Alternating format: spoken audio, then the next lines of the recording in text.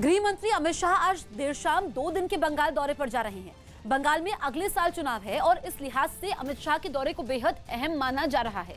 पिछले दिनों जेपी नड्डा के दौरे पर हुए हमले के बाद भी सबकी नजर अमित शाह के दौरे पर है। अमित शाह देर रात कोलकाता पहुंचेंगे। कल गृह मंत्री का 2 मंदिरों में पूजा और एक किसान के घर दोपहर का खाना खाने के कार्यक्रम है। इसके अलावा अमित शाह शनिवार को विश्व भारती के कार्यक्रम में हिस्सा लेंगे, साथ ही एक रोड शो भी करेंगे। जेपी नड्डा पर हुए हमले को देखते हुए गृह मंत्री की सुरक्षा के खास इंतजाम किए गए हैं।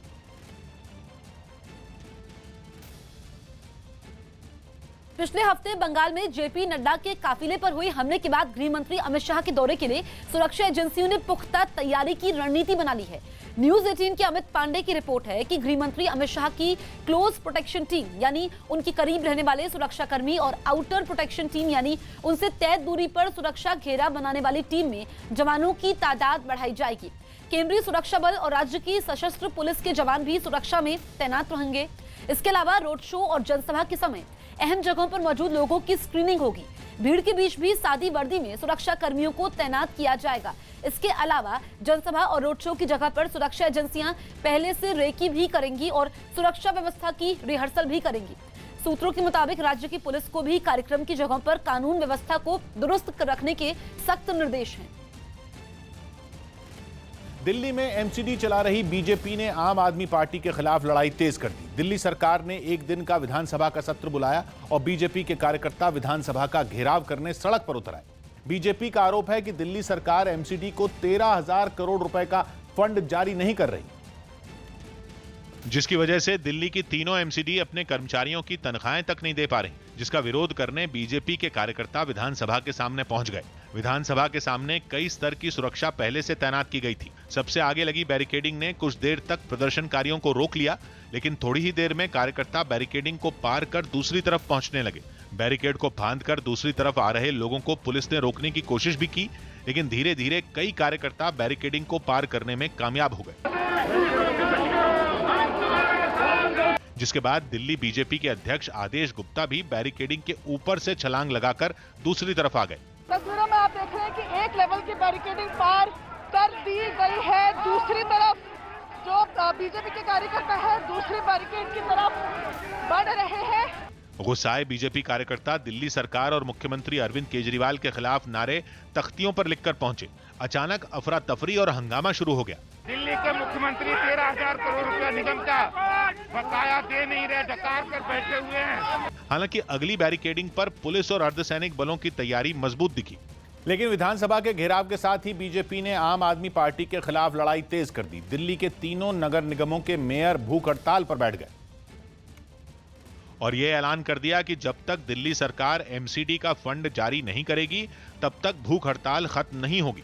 पिछले 11 दिन से बीजेपी के कई पार्षद मुख्यमंत्री अरविंद केजरीवाल के घर के बाहर धरने पर बैठे हैं, लेकिन जब धरने से बात नहीं बनी तो मेयरों ने भूख हड़ताल का ऐलान कर दिया।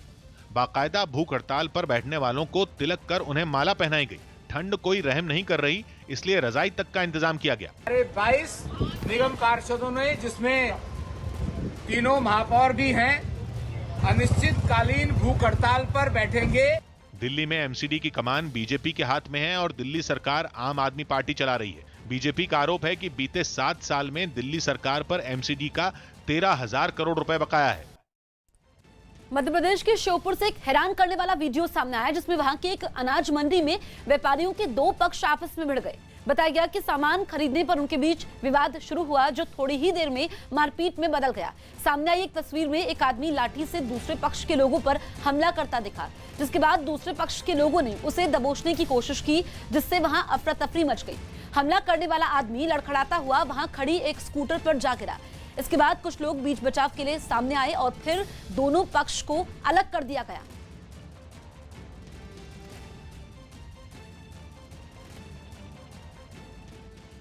कर्ज से जूझ रहे पाकिस्तान में महंगाई इस कदर बढ़ गई कि लोग सब्जियां खरीदने से पहले भी 100 बार सोचने को मजबूर हैं। आलम यह है कि सर्दियों में हर रसोई की जरूरत मानी जाने वाली अदरक की कीमत ही 1,000 रुपए प्रति किलो के पार जा चुकी है पाकिस्तान में, जिसकी वजह से वहां लोगों में हाहाकार मचा है। आसमान छूती इस महंगाई से खुद इमरान खान की पूर्व पत्नी रहमान खान तक परेशान हो गई। उन्होंने ट्विटर पर एक न्यूज चैनल का वीडियो पोस्ट किया, जिसमें मौजूद पत्रकार इमरान सरकार की पोल खोलता दिखा। तरह रावलपिंडी में भी सब्जियों को पर लग गए और इस अदरक जो है वो 1000 रुपए किलो तक है। हालात ये हैं कि कभी 100 से 150 रुपए किलो तक मिलने वाली अदरक सीधा उछलकर 1000 के पार पहुंच गई। भाव आसमान छूने लगे तो दुकानदारों ने अदरक को रखना ही बंद कर दिया। अपनी सब्जियां आज यहाँ पर सजाई हैं, अदरक को क्यों नहीं सजाया? अदरक महंगे बहुत था इसलिए नहीं लाए। सिर्फ अदरक ही नहीं, टमाटर, प्याज जैसी दूसरी सब्जियों की कीमत भी काफी बढ़ गई। पहले ही महंगाई और खस्ता हाल अर्थव्यवस्था से जूझ रहे लोगों ने तो सब्जी की दुकानों की तरफ जाना ही बंद कर दिया। लोग तो बिल्कुल जी तबाह हो गए हैं जब से ये तब्दीली सरकार आई है। लोगों की मुसीबत सिर्फ इतनी नहीं, एक तरफ जहां वो सब्जियां खाने को तरस रहे हैं तो दूसरी तरफ उनकी सरकार बढ़ती महंगाई को लाचारी के साथ देखने के अलावा कुछ कर नहीं पा रही। लद्दाख सीमा पर मूंग की खाने के बाद चचने में जुटा है। न्यूज 18 के संदीप बोल की रिपोर्ट है कि चीन ने इस बार पड़ोसी देश नेपाल में भारत विरोधी गतिविधियां चलाने के लिए जाल बुना है और इसके लिए चीन ने नेपाल में भारत विरोधी संगठन ग्रेटर नेपाल नेशनलिस्ट फ्रंट से हाथ मिलाया है। यह संगठन 1816 में भारत और नेपाल के बीच हुई सुगौली संधि को लेकर ब्लैक डे मनाने की तैयारी में है, जिसके लिए इस भारत विरोधी फ्रंट ने चीन से 10 लाख रुपए की मदद भी मांगी है। खबर है कि चीन के एक एनजीओ ने भी अपनी सरकार से नेपाल में अपने दफ्तर खोलने की इजाजत मांगी है और इसके लिए बाकायदा चीनी सरकार को नेपाल की सरकार से बात करने के लिए कहा गया है, ताकि एनजीओ की आड़ में नेपाल के हर हिस्से में भारत विरोधी गतिविधियों को जोर शोर से चलाया जा सके। पाकिस्तान के गेंदबाज मोहम्मद आमिर ने क्रिकेट से ब्रेक ले लिया। पाकिस्तान के तेज गेंदबाज मोहम्मद आमिर ने अंतर्राष्ट्रीय क्रिकेट से ब्रेक ले लिया। इसके लिए उन्होंने अपने क्रिकेट बोर्ड को जिम्मेदार ठहराया और मानसिक तौर पर प्रताड़ित करने का आरोप लगाया। आमिर के मुताबिक उन्हें लगातार नजरअंदाज किया जा रहा है। मैं जो है वो क्रिकेट छोड़ रहा हूँ इस टाइम, क्योंकि जो मुझे मेंटली टॉर्चर किया जा रहा है। मौसम विभाग ने दिल्ली एनसीआर में अगले कुछ दिनों तक इसी तरह ठंडी हवा चलने का अलर्ट जारी किया। इस दौरान बच्चों और बुजुर्गों को बिना वजह घरों से बाहर नहीं निकलने की सलाह दी गई। Lowest temperature recorded today was 3.5 degree. Jammu Kashmir के अनंतनाग में कुछ आतंकियों ने ग्रेनेड से हमला किया, जिसमें सीआरपीएफ का एक जवान घायल हो गया। इस हमले वाली जगह के पास ही बीजेपी नेता शाहनवाज हुसैन की रैली थी, लेकिन इसके बावजूद शाहनवाज ने यह रैली की और ऐसे हमलों से नहीं डरने की बात कही। हम लोग नरेंद्र मोदी के सिपाही हैं, कहीं न डरे हैं न डरेंगे। अयोध्या में बनने वाली मस्जिद का नाम धन्नीपुर मस्जिद होगा। मस्जिद बनाने वाले ट्रस्ट ने तय किया कि इसकी नींव 26 जनवरी को रखी जाएगी। सुप्रीम कोर्ट के राम मंदिर पर दिए फैसले के तहत अयोध्या में मस्जिद बनाने के लिए 5 एकड़ जमीन दी गई है। मध्य प्रदेश में 3 पुलिस अधिकारियों के खिलाफ कार्रवाई के आदेश के बाद राज्य का सियासी पारा चढ़ गया। दावा किया गया कि ये तीनों अधिकारी पूर्व मुख्यमंत्री कमलनाथ के करीबी रहे हैं। एक दिन पहले चुनाव आयोग ने पैसों में गड़बड़ी के एक पुराने मामले में इन तीनों अधिकारियों पर कार्रवाई के आदेश दिए थे। पैसे ले दे के पोस्टिंग हुई है, वो सारे तथ्य आ जाए, उसके आधार पर कार्रवाई करेंगे। वहीं इस मामले पर तिलमिलाई कांग्रेस ने बीजेपी के खिलाफ मोर्चा खोल दिया। झूठा मामला है, सिर्फ छवि खराब करने का षड्यंत्र। आज यूपी के मंत्रिमंडल की बैठक होने जा रही है। इस बैठक में पंचायत चुनावों को लेकर भी मंथन होगा, साथ ही मंत्रियों के साथ कृषि सुधार कानूनों पर भी चर्चा की जाएगी। माना जा रहा है कि इस बैठक में मुख्यमंत्री योगी सभी मंत्रियों को कृषि सुधार कानून से जुड़ी जानकारी को किसानों तक पहुंचाने के लिए भी कहेंगे। बैठक में मंत्रियों के विभागों के कामकाज की समीक्षा भी की जाएगी।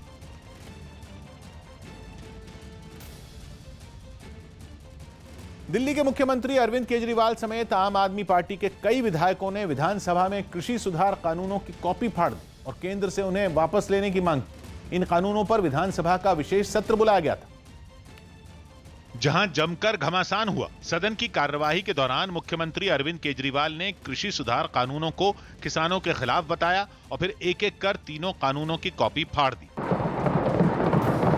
यही नहीं, उन्होंने केंद्र सरकार की तुलना अंग्रेजों के शासन से भी कर दी। अंग्रेजों से बदतर मत बनो, तो मैं अपने देश के किसान और अपने देश के जवान के साथ गद्दारी नहीं कर सकता।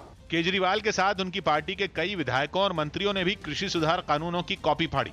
लेकिन ये मामला विधानसभा के अंदर ही खत्म नहीं हुआ, बल्कि सदन के बाहर भी इस मुद्दे पर खूब हंगामा हुआ, क्योंकि सदन से बाहर निकलते ही आम आदमी पार्टी के विधायकों ने कृषि सुधार कानूनों की कॉपियों को आग लगा दी। फिलहाल तस्वीरें दिखा रहे हैं कि तमाम विधायक जो हैं इन कानून प्रतियों की कॉपी को फाड़कर यहाँ फिलहाल विधानसभा के बाहर जला रहे हैं। केजरीवाल ने कृषि सुधार कानूनों की कॉपी फाड़ी तो बीजेपी भी चुप नहीं रही। बीजेपी के आईटी सेल के हेड अमित मालवीय ने इसे केजरीवाल का अहंकार बताया और याद दिलाया कि जैसे 2013 में राहुल गांधी के दागी नेताओं को बचाने वाले अध्यादेश को फाड़ने के बाद कांग्रेस को एक के बाद एक हार का सामना करना पड़ा था, वैसा ही हाल केजरीवाल की पार्टी का भी होगा। टुकड़े टुकड़े करने में अरविंद केजरीवाल जी माहिर हैं। वहीं अकाली दल ने भी अरविंद केजरीवाल को आड़े हाथ लिया। इस बिल को तुम लागू कर चुके हो 23 नवंबर को, अब उस बिल की कॉपी फाड़ने से क्या हो जाएगा?